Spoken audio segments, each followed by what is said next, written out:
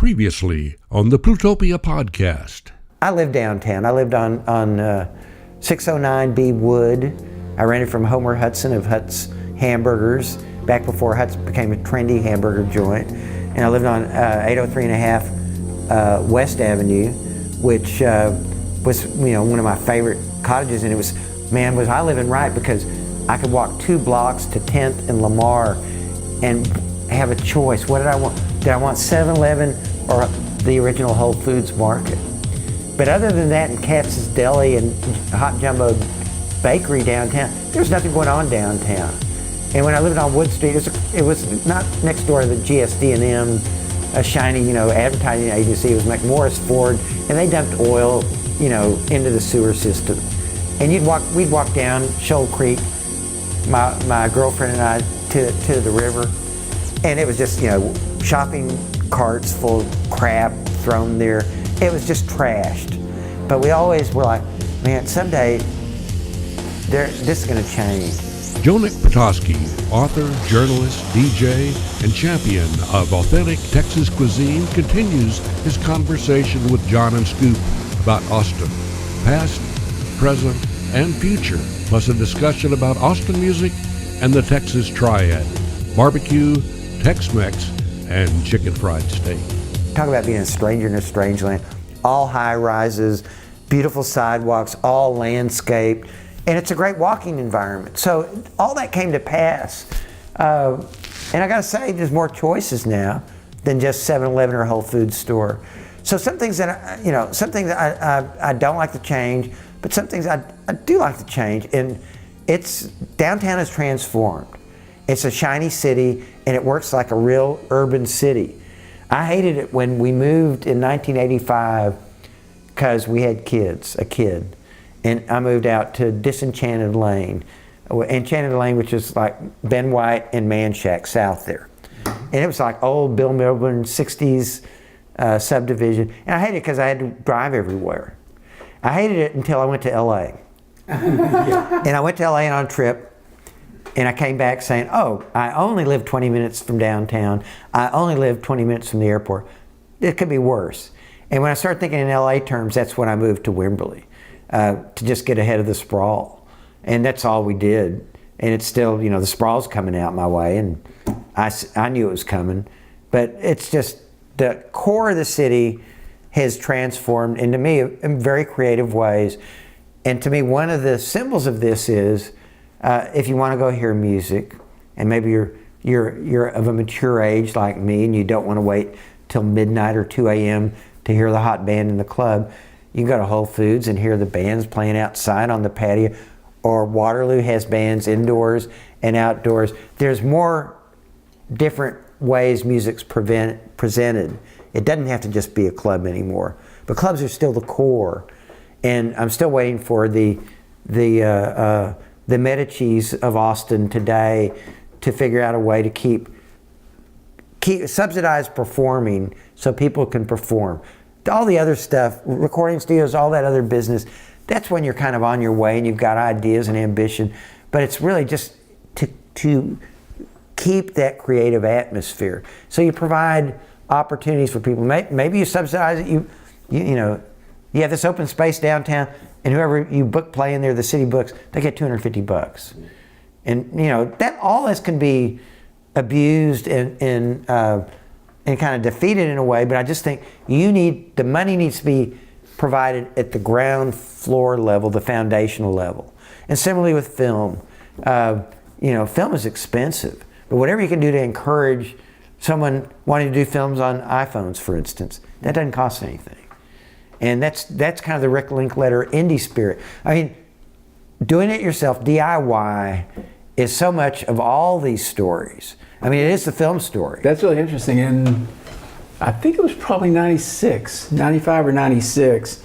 I was covering South by Southwest for Mondo 2000, which was a magazine that existed at the time. And the thing that I picked up on and that I wrote about was how throughout South by Southwest, there was this real strong DIY sensibility.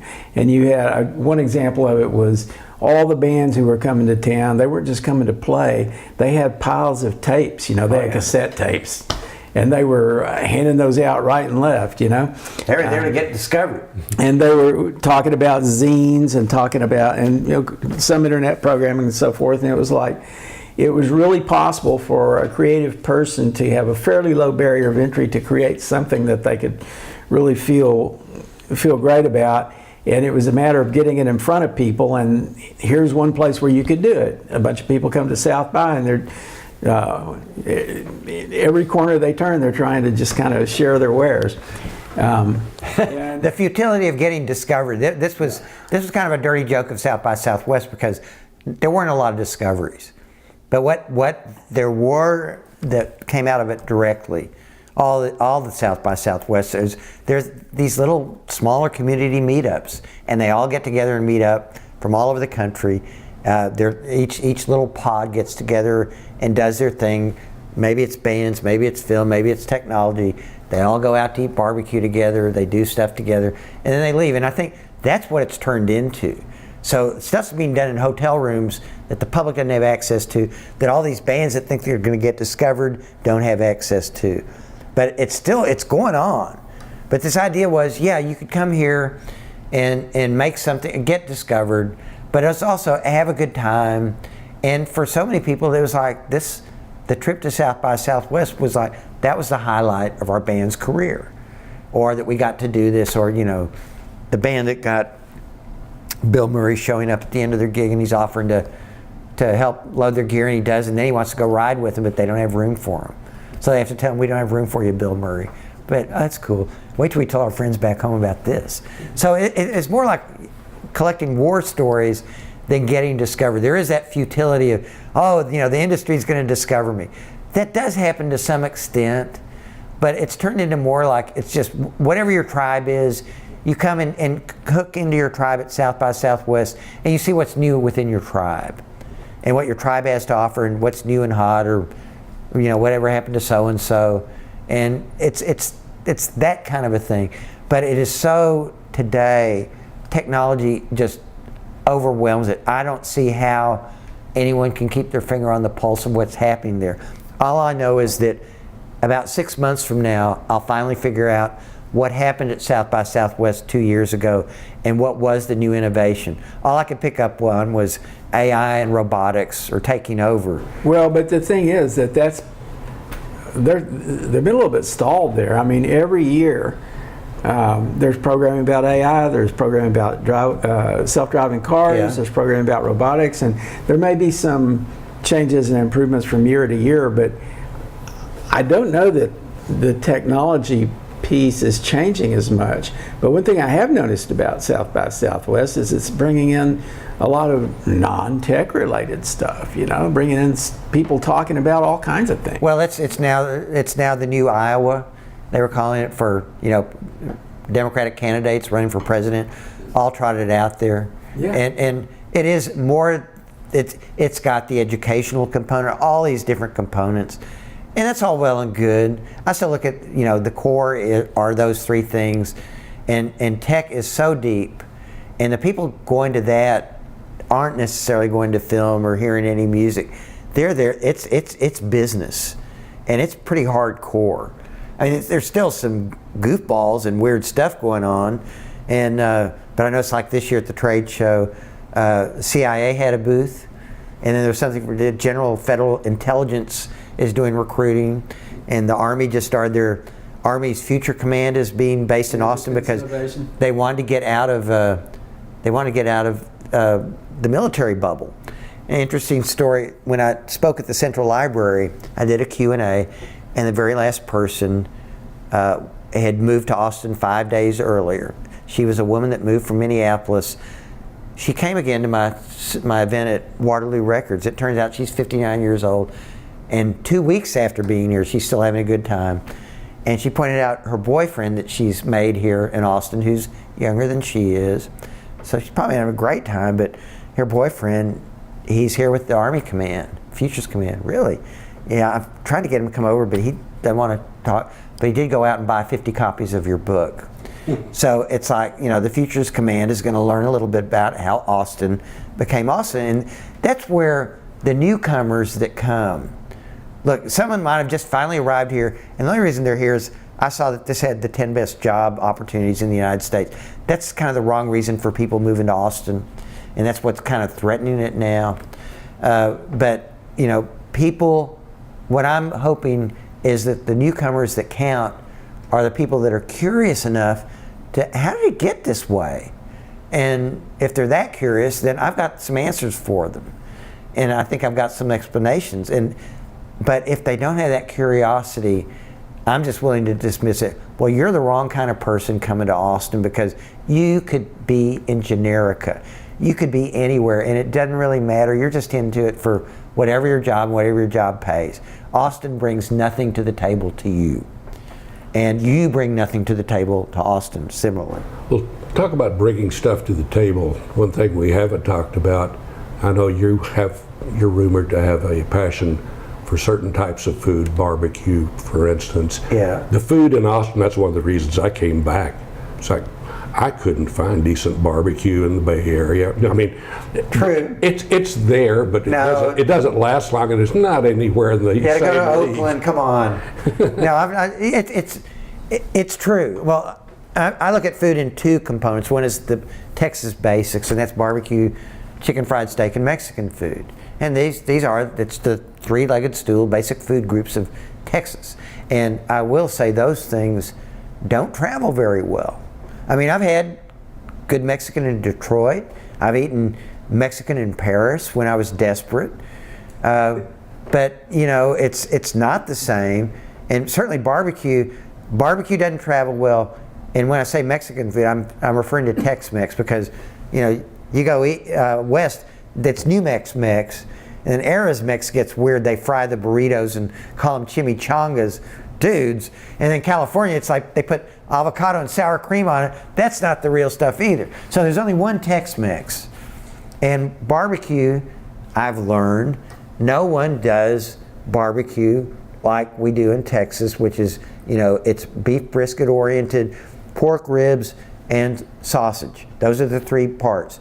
Anywhere east of Texas, it's all pork. Everything's pork, pulled pork, which it's got its advantages and disadvantages. But I don't believe in sandwiches with coleslaw and barbecue pork. That's corned beef hash. So those basic food groups are they're elemental to who we are, and they still inform our palate. These are things that matter.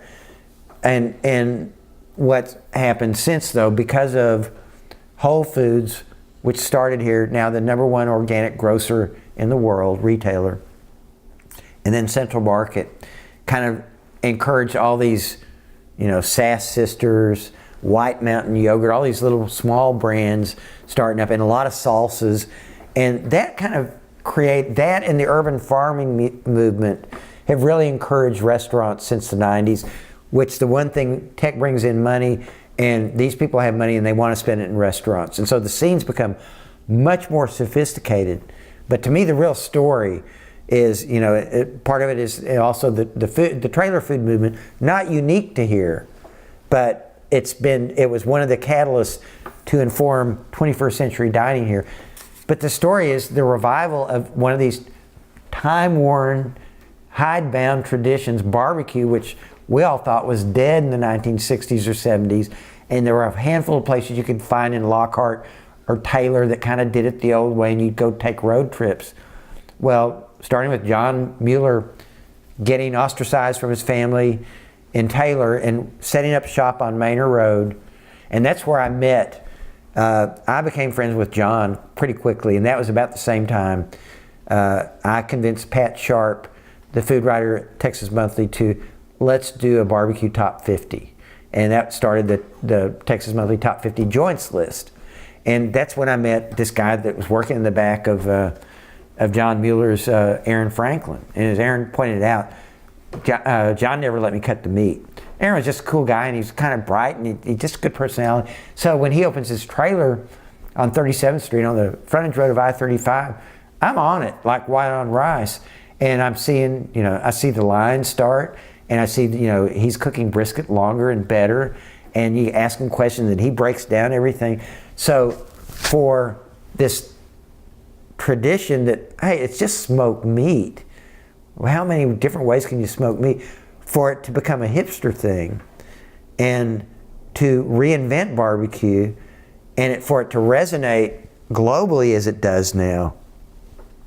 Texas barbecue joints in Tokyo, Paris, London, everywhere. New York, Hill Country Barbecue. There are loads in New York, but what it's done is it has made the road trip, which really was one of the great South by Southwest traditions. All these people meet up from around the country, and at least one day they go out for lunch to Lockhart or maybe Luling or Taylor, and they have a barbecue road trip. But that's no longer necessary because the best barbecue is in Austin, and it's become this scene. And you know, to this day, and I focused on the guy that, other than Torchy's Tacos, the most successful trailer to brick and mortar movement was Aaron Franklin going from his trailer to his place on 11th and right off of I-35, and basically becoming so popular that you have this line. And so lines are a 21st century thing. You can't go to any tourist attraction anywhere around the world you've ever wanted to see with it. Lines are just, this is what it is. Too many people. But the Franklin line is such an Austin line. And I love hearing from the old cranks and naysayers. I never wait in line for barbecue or never. Well, you've never tasted Aaron's brisket, have you? I mean, I'm dead serious, because the brisket is a cut above. And I'm one of those, I still go to, I'm a faithful patron of City Market in Luling, mainly because they make their own sausage. And I'm pissed at the Schmitz and the Kreitzes and the Cells in Lockhart, how they split up. Kreitzes, since it moved to a newer location, they got the biggest wood pile in Texas, but it's lost the appeal of its old place. And the Sales family who took over the old place don't turn out a consistent product. Yeah. I took Michael Pollan to Luling and to Lockhart to eat, because when he was working on his book Cooked, he was interested in fire, so we went out and ate, and I declared Luling City Market to be superior to these other places because they make their own sausage, and you go in that little smoke room where you pick out your meat. It's the same people that have been working there for decades. So it's interesting how something time-worn, hide-bound has been reinvented as hip. But that's kind of, and again, it's authenticity and its roots. It's the same thing with music.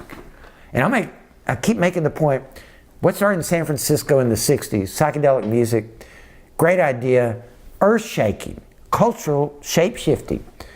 But when you look at the 80s and 90s, what did it do? It gave us Journey and Huey Lewis. That experiment didn't work out too well.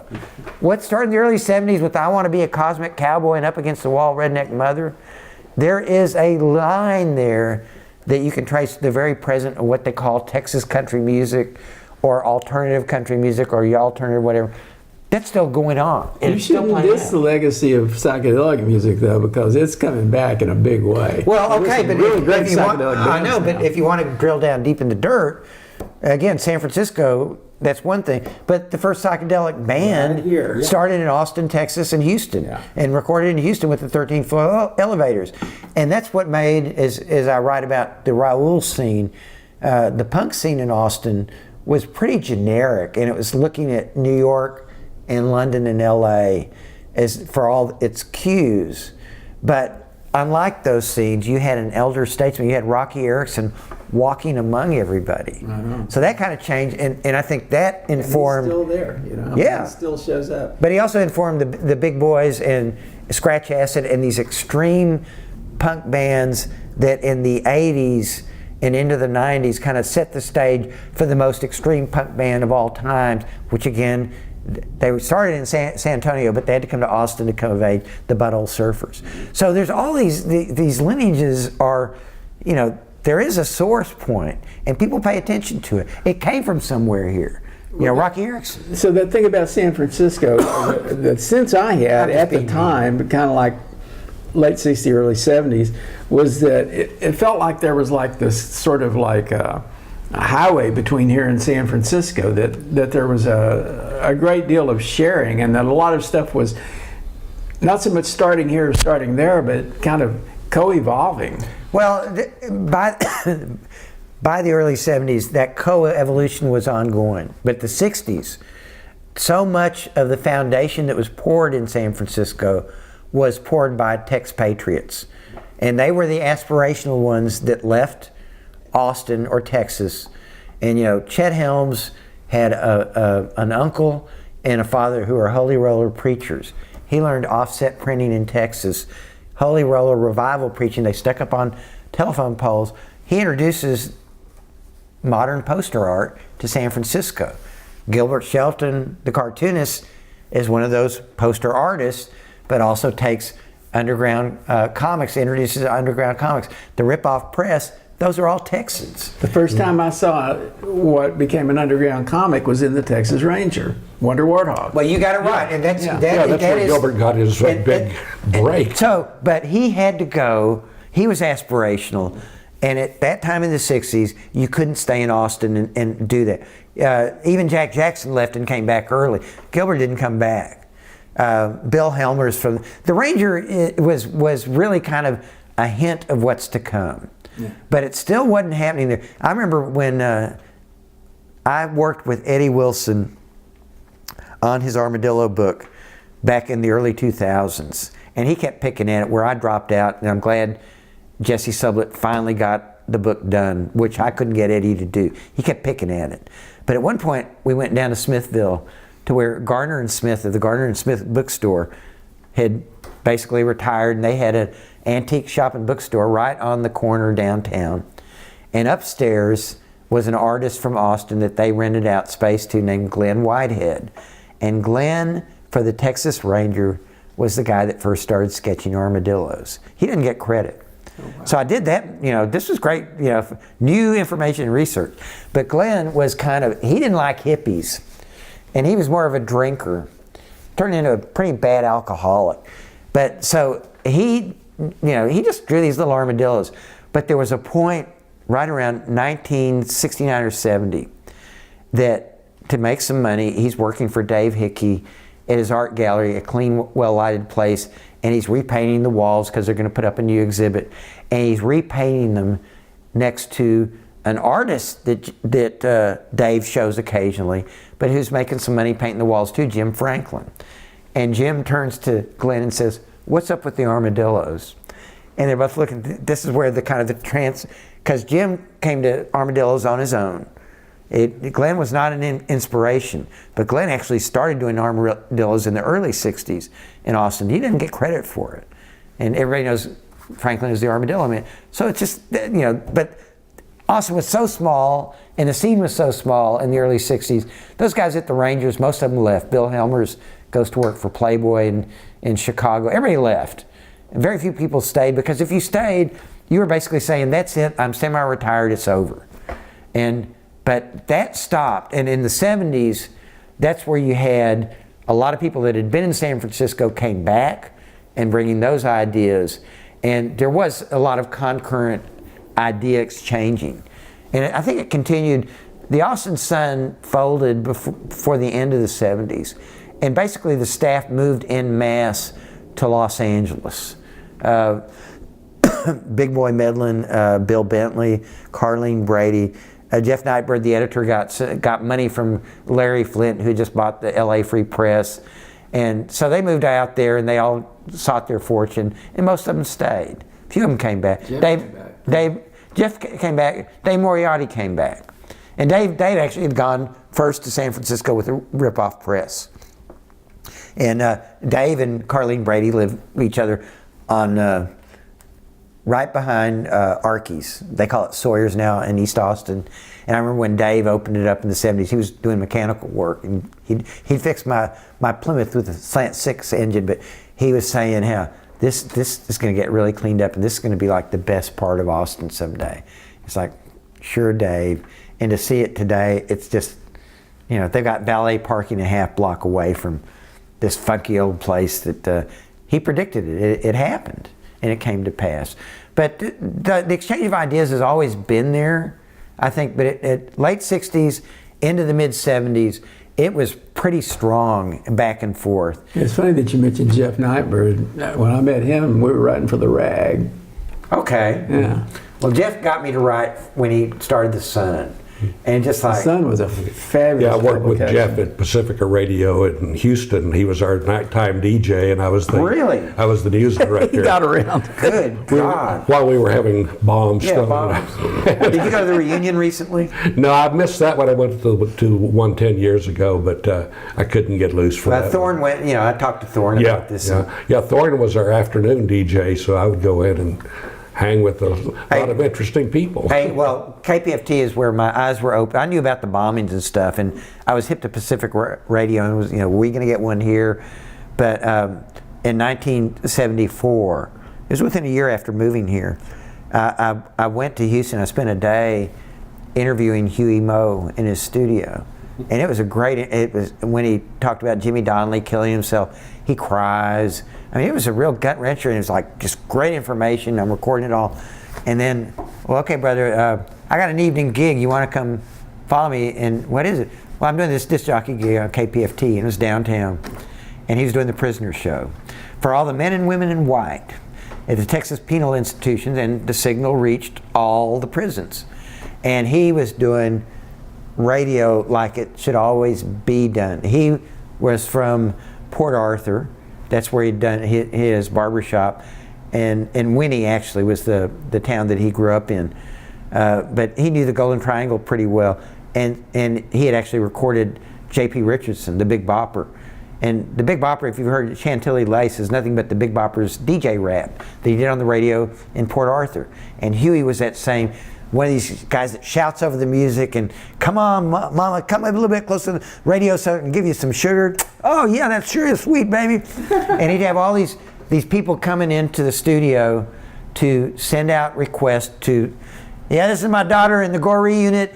She didn't do it though, but give her my love. And this one old guy started passing pills out in the studio. And I remember, I'm not a pill guy, but I showed it to Huey, and he said, here, let me take that, brother. You don't need that stuff. And then Duke Boy Bonner comes in, and Huey puts him on the air. And it was just like, it was magic that night. And I remained good friends with his engineer, Driving Ivan Cooper. And I knew Emil Guerrero, who worked with him. Was it Emil? He went on to National Public Radio. I'm not calling his last name right. But Emil for real also worked on the, was it KAUM? The underground rock station in Houston at the time. Yeah. So Ivan just introduced me to that whole KPFT world, and I thought it was, greatest shit happened. Yeah, we had a lot of fun. It was fun at a cost, though. I mean, we were being paid $52.50 a week if it showed up, and so you if you were in it for the money, you were deluded. Scoop, I dropped out of college the second time after getting my first class license, so I could be a DJ, and I'd learned at UTEP. I worked at KTEP and then a closed circuit channel, and then I got a job at KFAD, Arlington, Cleburne, which was between Dallas and Fort Worth, and that's when I went to my third college, Tarrant County Junior College, and that's when I started coming down to the Armadillo and seeing things, because acts weren't coming through. But my pay was minimum wage $1.60 an hour. Ooh, that was good. Well, out in West Texas, it was $1.25. They had a library of rock and jazz, because it started as a jazz station. That was like, it was as big as this room, and up to at least the low ceiling. And my job was like, play good music, and where these ads go, you play these ads. Just play good music. And then, but my program director, Phil Cook, said, just remember, this is the lowest form of show business there is. What do you mean? He said, well, there's radio, and then there's music, and then there's television, and then there's movies. Movies are where the real big-time crooks are. You're dealing with really small-time crooks in this business. And it was very educational. And there was one morning, I was doing morning shift, a guy came from KHFI, K98 in Austin, named Kerry Dawson, who I remained friends with. Kerry, long-haired guy, And we're smoking hash on the air at 9 in the morning. And he's telling me all about what's going on in Austin. And that kind of like, I noticed that, you know, you'd read concert events and it's like, Flying Burrito Brothers aren't coming to Dallas-Fort Worth. Ry Cooder's not coming to Dallas-Fort Worth. Captain Beefheart sure as shit ain't coming to Fort Worth. They're all going down to Austin. So in 1971, in October, one morning I took my VW Beetle and drove it to Austin. I arrived in Austin about 10 o'clock, 10:30, went straight to the Armadillo, where everybody was still sleeping, getting out of these bunks, and I saw Jim Franklin, who, some guy at TCJC told me that Jim Franklin painted a big old armadillo on the side of his van, and I asked him who did it. He said, this guy in Austin, Jim Franklin. And I heard about JFKLN. How much did he charge you? A case of beer. So I want to know about all this stuff, and I meet Jim Franklin and his boa constrictor. That's the first thing, and then about 10, 15 minutes later, other people are shuffling around, and I meet Eddie Wilson, and it comes pretty clear, this guy's more in charge than these other people are. And he seems to have a little more solid grasp of what's going on, even though he probably didn't in the end. But that was my introduction to the Armadillo, and you know, I came back a couple times before I moved, and you know, it was that great place for music, so I got to know Eddie over the years. I mean, I worked for the Statesman for a couple of years. So you'd go to the Armadillo and you know, I would help them hype events. And of course, going to do interviews there with Eddie at the Armadillo was always fun because we'd go in the office and he had really great weed, and he introduced me to Ozium, which you could spray and supposedly it'd cover up the stink afterwards. I don't know that it worked. But I just thought that was so cool. And it's like, and the stuff that I saw, seeing Alvin Crow. I was an Alvin Crow fan, and I heard about this guy, Bruce Springsteen. And I went for the first 2 nights and stayed for the third night when Bruce decided to hold over and have a third night for $1. You could see him for $1. And it was pretty good. But Alvin... Well, I spent twice that much to see him. Alvin really scared Springsteen because they were a great live band, and they were playing what to these guys from Jersey must have sounded like Chinese music. You know, a guy with fiddler and a drawl and all this, but they really could rock. And, you know, they looked kind of mean and dirty, and they got a huge response from the crowd. So it's like, that was very intimidating to Springsteen, but that merely forced him to raise the bar and pull out those performances he did. And not only that, at the end of that run, he took away the best looking woman who would walk the drag, this woman with beautiful red hair, flowing red hair, that always wore cut-off shorts and a t-shirt. Her name was Karen someone, but she went off and went with Bruce to New York and was one of his first girlfriends when he became a star. Wow. Long before he got married twice. But, you know, I just thought that was kind of recognition and significance. You know, the best and brightest just left. And look who took her away. Why did they pick Alvin Crow to open for Springsteen? You know, why did they pick Greasy Wheels to open up for Willie Nelson? Because they wanted someone that was going to put some butts in the seat. And Alvin was drawing pretty well. And yeah, that's the secret. You want your opener to at least bring some bodies in. So if you can do it. You have a starting point for it. Because too often it's just like an opener is just, you're doing someone a favor. And you know, you should make sure that they sell tickets. But, you know, I think of all the things that I was exposed to there for the first time. And, you know, one of the weirdest was Old and New Dreams, who were the band that played behind Ornette Coleman in the 50s. Free jazz. And I remember getting to interview Dewey Redman, the sax player who played in Old New Dreams afterwards, and he's from Fort Worth, and I'm from Fort Worth, and I asked him about the Bluebird nightclub. Did you ever hear of a place called the Bluebird, which was a salt and pepper juke joint that I knew in the 70s and 80s was still going on? And Dewey had remembered it from the 40s, and he said, I'm pretty sure that that's one of the first times I saw Ornette play, and he walked the bar. So Ornette was an R&B musician in Fort Worth long before he was an experimental jazz person that shocked the world of jazz. And to hear those stories, get to see Old and New Dreams, The Clash, Talking Heads, The Ramones, all those bands. You know, that was your first introduction. So the Armadillo struggled at first. And during Eddie's reign, was not a successful business. You know, he had the ballet, he tried his ad agency, selling, representing Lone Star beer and all this. And nothing really worked to where they were bankrupt. And they went into bankruptcy in '76.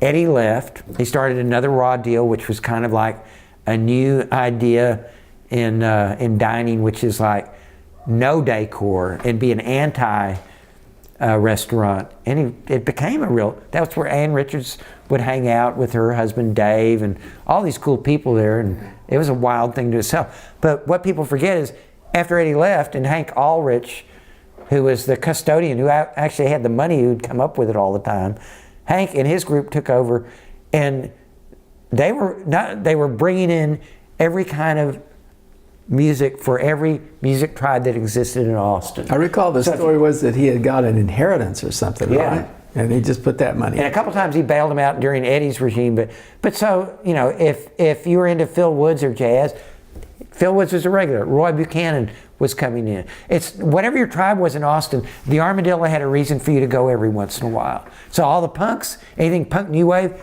the newest bands would be. I was there. I had seen George Clinton and P-Funk drop the Mothership in New Orleans when they opened up the Mothership Connection Tour, One Nation Under a Groove, and started that whole P-Funk thing in New Orleans. I was there. I interviewed George Clinton and Bootsy along with Ed Ward.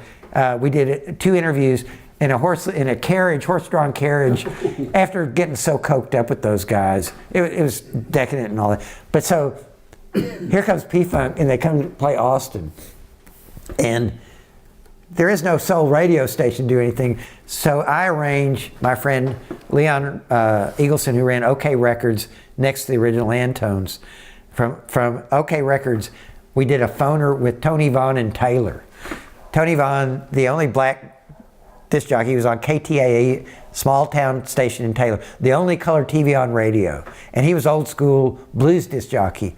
And that was one of the funniest interviews, and watching George Clinton's weird, and he's out there, but I think Tony Vaughn out-weirded him. And it was so great. And then they played the Armadillo, but the Armadillo stage, this is the smallest stage on their tour, so they can't drop the Mothership spaceship out of the top of the stage. They can't use it. But, P-Funk played the Armadillo. AC/DC, first gig they played in the United States, Armadillo, world headquarters.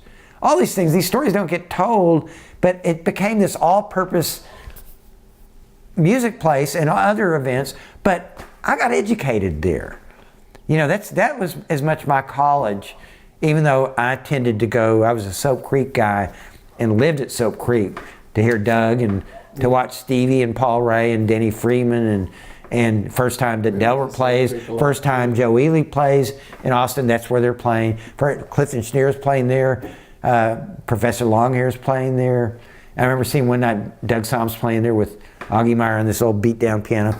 And here comes Herbie Hancock after he's played a gig, and Herbie's sitting in on this old upright piano after he's played space organ at the Municipal. I remember seeing that Alice's Restaurant movie had Jeff Outlaw as Arlo's friend. Yeah. And then Jeff Outlaw's out playing at Soap Creek, like not long after we see the movie. Soap Creek was like a club because you were far enough away from BK's Road, quarter mile at least up the Caliche Road, and you really could do whatever you wanted and feel like you're not going to get hassled. And even I remember seeing Raymond Frank show up one night, the sheriff of Travis County, and when he walks into the music room, it gets quiet real quick, and they just kind of wave, y'all have fun. And I was reminded then he ran under with the motto, the sheriff that shoots straight, but of course at Soap Creek Saloon he was known as the sheriff that shoots straights. He wasn't prosecuting. He wasn't doing any of that shit. So that was kind of the education. I remember getting pulled over, drunk as a skunk, after being at this place, the Sitting Bull on Guadalupe. This was 77, 78. I was drunk. I was legally drunk. I get pulled over on Rio Grande. I've just kind of curved off by dirties. Cop pulls me over, and where you been? I've been at the Sitting Bull. I had a couple drinks, a couple pitchers, a couple glasses. Anything in your glove box? Yes. Open it up and there's some weed. And he looks at it, and he takes it, and he opens it up, dumps it out. He said, go home. Okay, and that's kind of when I knew I was really home in Austin. Yeah. That kind of tolerance didn't, that happened in Fort Worth. I'm going to prison for 3 years. If it happened in Dallas, you're dead. Yeah. No, that was just it. The rest of Texas was hostile, and Austin was soft and gentle and kind and tolerant. And tolerance and diversity, those have been elements that have run all the way through. Even though you can always make it's a white person's town, and it's like I tend to prefer to look at it as more post-racial, because when you call it a white person's town, you're really ignoring a very significant Mexican American population. Our African American population isn't as big or significant, and part of the problem is the city is so small, footprint-wise, that anyone that leaves the old part of town now moves to the suburbs. So it's the African American population. This is one of the few cities of its size in the United States where the population has declined. Blacks tend to move if they sell out from East Austin. They move to Pflugerville and Round Rock, and browns tend to move to Dove Springs or Kyle or Buda, and that's where the new burbs that you can find African American communities and Mexican American communities on the edges of town now, where maybe they're not in East Austin. But where people say, well, that's, Austin's a cracker town. Look, this gentrification, kicking all these people out. I tend to look at it more like, no, Austin was a pretty mixed town with a lot of diversity until 1929, when they passed a segregation law that designated parts of East Austin for blacks and browns, and that's where you were supposed to live. That was, to me, the stain. So, I never understood why there was this, unspoken agreement. Whites didn't move over there, or that was black or brown part of town. And I think it's just like anywhere else. People live where they live. If they've got the money, you can live wherever you want. It's economics, it's not race. And I look at, Austin's never had, at least since the 1960s, it didn't have ethnic neighborhoods so much. I lived in Swede Hill in East Austin, but the Swedes moved out in the 30s. They were gone. So there weren't really ethnic communities. You do have parts of town that are now, I look at north where there's significant Asian and Indian populations. And so you can almost say that's almost like ethnic neighborhoods, but nothing's stated. And it's not like one neighborhood is all black, brown, or this nationality or this immigrant population. So in a way, that Austin as a model 21st century, it really is post-ethnic, and your ethnicity doesn't mean much. I think you can still be black or brown and maybe get ahead, because there's a sense that Austin hasn't been dealing in everybody as much as they should. But I still look at it more like, if you got the chops, and our second billionaire in Austin's a black man, African American. Yeah. Of course, he was a Silicon Valley hedge fund capitalist, but he chose this place for whatever. He didn't have to move here, and of course he might feel like a fish out of water sometimes. But this is the post. I don't think we look in terms like that so much of race, where in a lot of urban areas it's very, it's a political hot potato. But I just don't think that that's here. And maybe it's because those populations haven't been significant. Now it's more that Asians are fixing to surpass African Americans in our population. That's the fastest growing ethnic group. And it's percentage-wise, it's not Houston yet, but it's getting close. And so that's kind of a game changer. In the Indian community, I'd like to do kind of a breakdown there, but this has become, for Indians that move to the United States, it's the same thing with Asians moving to the United States. Why try to set up business in San Francisco when you can set it up in Houston or Austin for half or a third as much as it used to be? So, and there's enough of your community here that you can relate. So it's, those problems are problems of any city. And I think the bigger challenge is, how does Austin prevent becoming a theme park like Manhattan or San Francisco? And when I see those cities, there's not many poor sections left, if at all. I got educated on San Francisco. Joel Selvin we were eating in one of those taquerias on the Mission, and I'd always assumed the Mission was Mexican American. But in fact, the mission before the 1960s was largely Irish and Italian. And I didn't know these things. I mean, it's completely new to me. So neighborhoods evolve and cities evolve, and where some people may bemoan what's happened to East Austin, it's gentrified. That's where all the cool restaurants and bars and scenes are. I don't do much hand wringing on that because it's evolution too. It changes constant. And I always look at the Upper West Side of New York. I have friends there that I stay with occasionally, you know, mid-century, 30-story brick apartment building. It's pretty upscale, it's nice living. And you know, rooftop patio and all this shit. And you're walking all around the Upper West Side, and it's all these buildings, mid-century, 20th century buildings. And then all of a sudden you hit a corner and there's a brownstone. And you stop, it's like, what? What's this brownstone doing? And then if you sit and ponder and contemplate, you start realizing, oh, this neighborhood once upon a time was nothing but brownstones until the apartment buildings came in. So that's part of the change. And, you know, are there many people left on the Upper West Side that are bemoaning the disappearance of brownstones? Maybe there's some 80 or 90-year-olds that remember, that bemoan it, but, you know, the people that just got here, you know, these mid-century tall apartment buildings, they're cool enough. So it's all perspective. And Austin's changing, but it's, as much as it's changed, as much as it's lost a lot of cool elements, it's still plenty cool for people that just get here, and that they, to the point that they think they've arrived in their place.